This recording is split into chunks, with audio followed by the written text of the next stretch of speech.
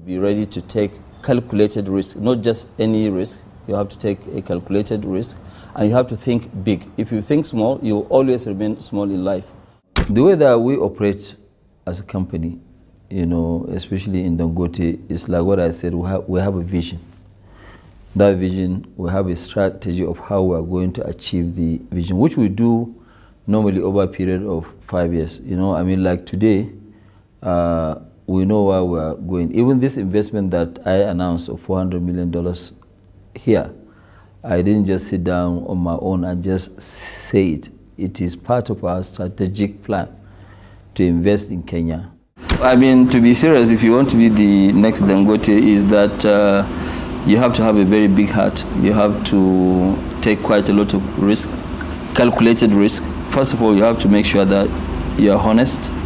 You must make sure that you don't destroy the name, you know, because your name is very important. That's the most valuable asset that you have going forward. Because if you don't have a good name, even the banks, doesn't matter how big you are, they're not going to touch you.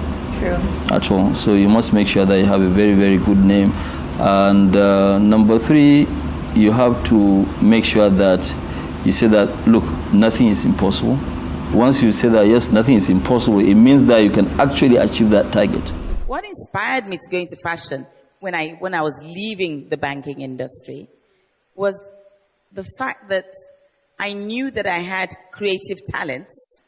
I knew that I wanted to set up my own business because I was no longer enjoying working where I was working because I didn't go to university, and I noticed that those who had university degrees that were being brought in were being brought in above me, despite the fact that I had moved into the banking proper sector of the bank.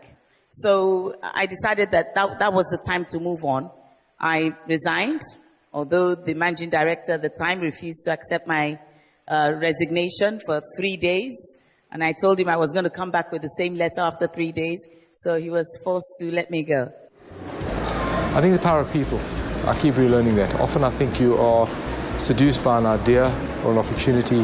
The power and quality of people in that context is one of them. The other is the ability, I think, to always stay positive, you know, about any situation, realistic, not kind of naively positive. And the other is to make important decisions quickly. You know what I'm saying? Things are going wrong, fix them quickly. You know, do things that you know have to get done. Don't let things fester. But there are many, many lessons I guess I've learned. But I do think there's nothing more important than the team, the power of the people, the culture and values that surround it. If you get that right, you kind of tend to succeed.